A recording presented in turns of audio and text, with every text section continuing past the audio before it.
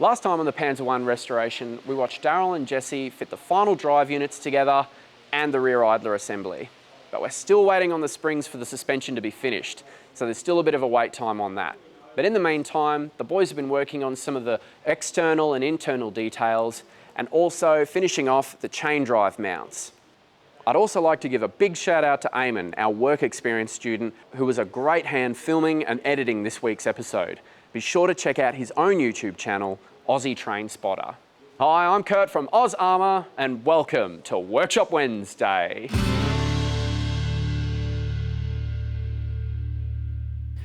Jesse has just finished the engine mounts and is finally ready to fit it to the hull for the last time.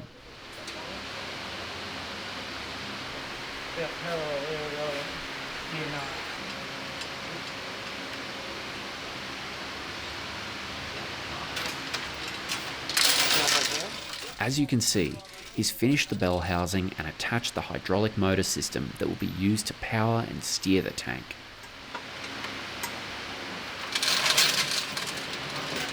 Just got to come to the back one, yeah.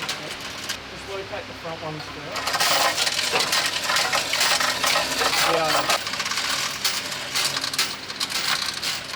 Did you have to put a podgy bar up from underneath to wiggle them or not? No.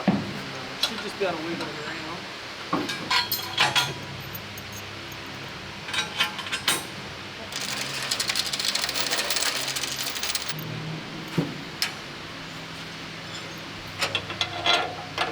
Yep.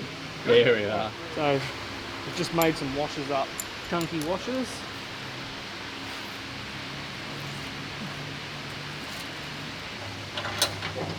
Jesse's doing these bolts up with an impact driver for now, but he'll be going over them with a compressed air rattle gun before we close everything up. And the rear one. Yep.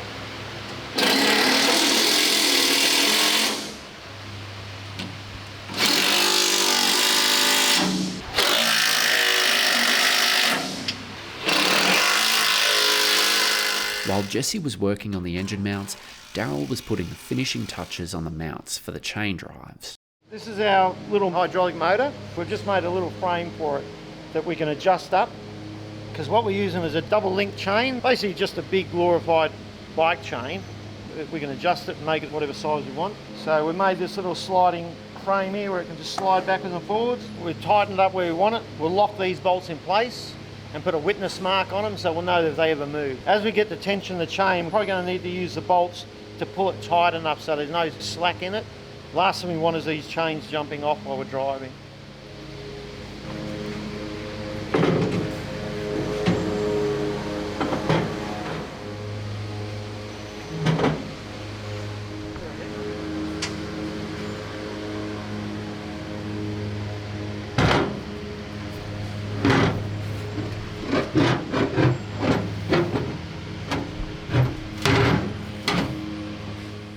Jesse really has had to take his time welding these mounts in.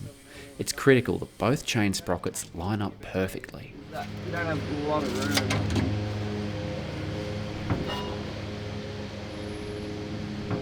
So we're just going to line these sprockets up with the motor. How are you doing that? So we're just measuring off the wall here.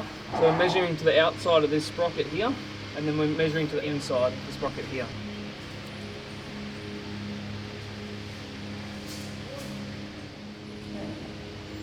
Closer.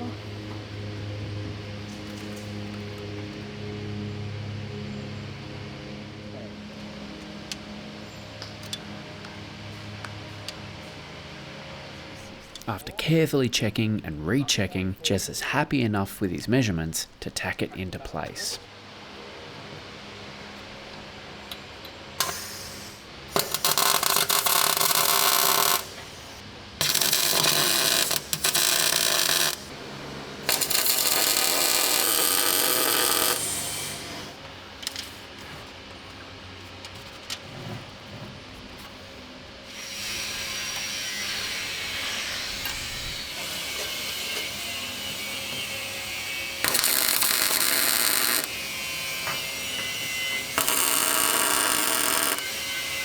The chains come in a generic length and need to be shortened to suit our drive setup.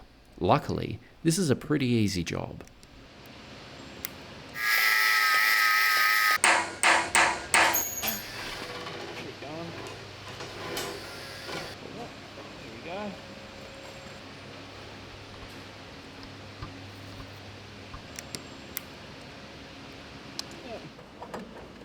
Now Daryl's chain tightening system comes into play. Yep.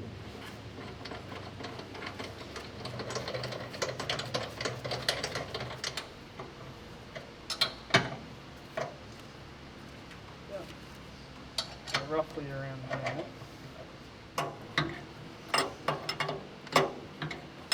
Keep it over like, yep. Right over the whole lot. Oh, hold on.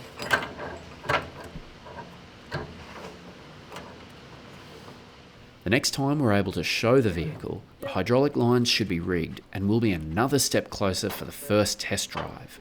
But while we wait, Jesse has been working on the internals of the hull and finishing more details on the rear of the vehicle. So these are our caps that go over our rear idlers. So Daryl's done a good job at turning these parts up. So this is a bit of pipe, and then that's a piece that Daryl's turned out of a bit of solid. These just push on our rear idler housing. In this solid here, it's threaded.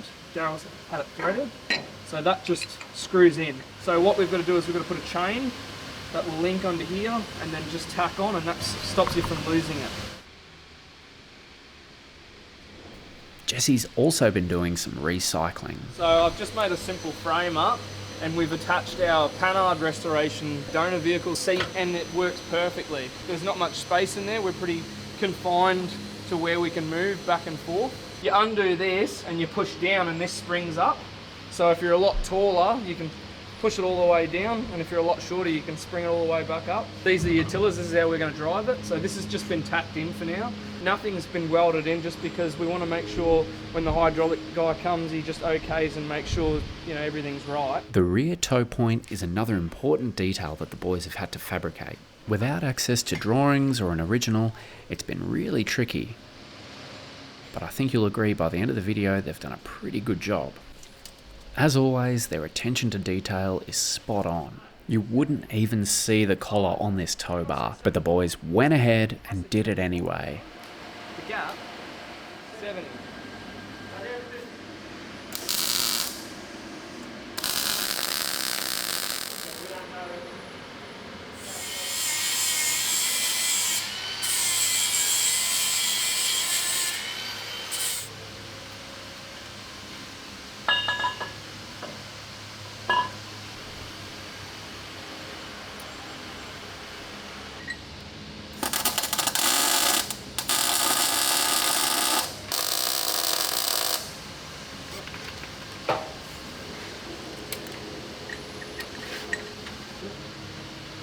We'll take that out now too.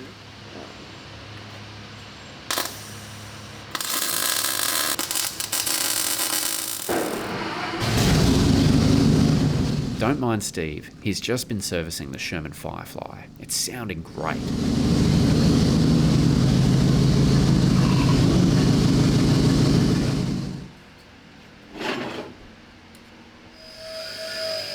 This tow point is made from a few different pieces.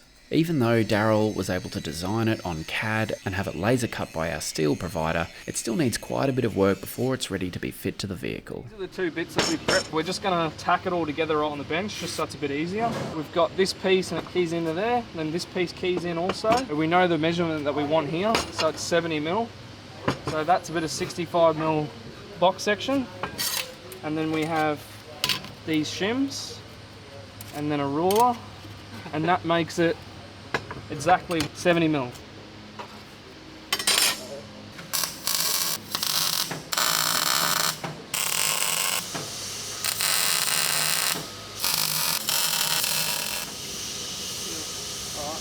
Happy with that. This small mounting plate is tricky to attach level, so Jess keeps it steady with the assembled tow point as he tacks it into place. I was thinking I might even tack this on with this off. Do you want to hold that? Yeah, if you could.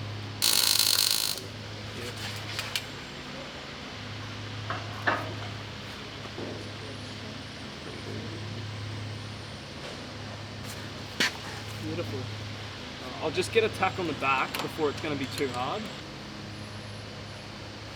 That's if I can even sit. I'll see what I'm doing.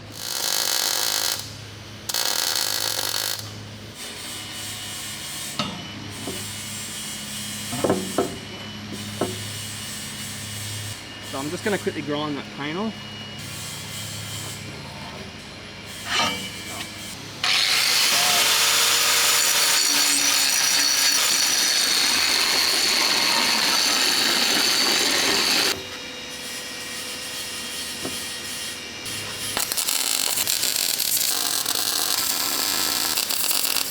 From the pictures we've been able to find, we can see the mount has little strengthening gussets.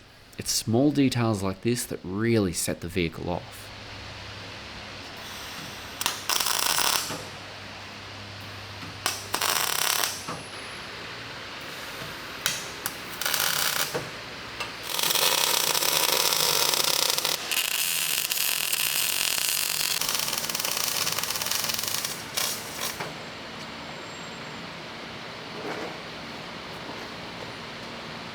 The good thing about this is start to put things together. By the pictures we've seen, these were like hot riveted on. So we've just made some button head bolts, filled the ends in, and then just rounded them off to look like hot rivets. It's always good when you start putting things back on that you've had laying around the workshop for a while.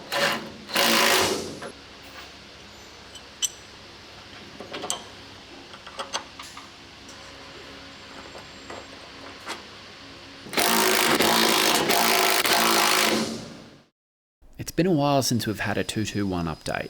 Al has been out of action for a little while, but his work partner Jono is fighting fit and here to give the boys a hand with the wheels. Yeah, it's been pretty ongoing. Yeah, the guys are going well with it. All these are original ones, yes. I just cleaned out this one wheel. You can see how it's been very badly corroded. It's a matter of cleaning them out and making sure that we can get the end caps on. We dropped a bearing in the other side and we've just got to put the end cap on that one, and then we've got to put the spacer and the other new bearing into this side. So this is just a locking nut, as you can see. Screws on locating the bearing which is already in there. So we just plonk him in like that, the spacer in. We'll be able to pick that up on the shaft, pop this fella in. You could hear him tinkling up against the spacer. Pop this on, all ready to lock up. These are held in place by a big circlip. That's a circlip groove, and then a tab washer drops over to lock it in. Just give it a nip. This is fed by grease, although these are seal bearings, but there is grease inside it. Inside here is a gap, and originally what used to be in there was a felt, and that was the seal between the shaft and the outside of the vehicle. This is a different wheel. This is one that's ready to have the bearings fitted, but we haven't got any end caps for it at the moment. Jesse's got to make them, doesn't he? That's right, yeah. Work in progress. Work in progress, definitely a work in progress. As if by miracle, we were able to find this front hatch and these two intact front tow hooks. It's incredible to think that these parts have survived for over 90 years and are finally being reunited once again to a Panzer I. The other part Daryl's been working on is this strange bar that joins the two suspension units together. Unfortunately, we didn't have any, so we've had to make our own. We've got a few pictures to copy. The general consensus that we've had in the workshop is it's to spread the load, because they're using tube axles at this stage, so the axles aren't super strong. So this just helps transfer some of the load from the front axle to the rear axle. But if someone out there knows for sure, let us know. It goes up against that shoulder and locks our wheel units in together, so it'll just pivot on there. Did you make this here? Yeah, we made all this stuff here, yeah. Yep. I'll just put a couple of bolts in just to locate it to start with. We actually get it onto these mounting points.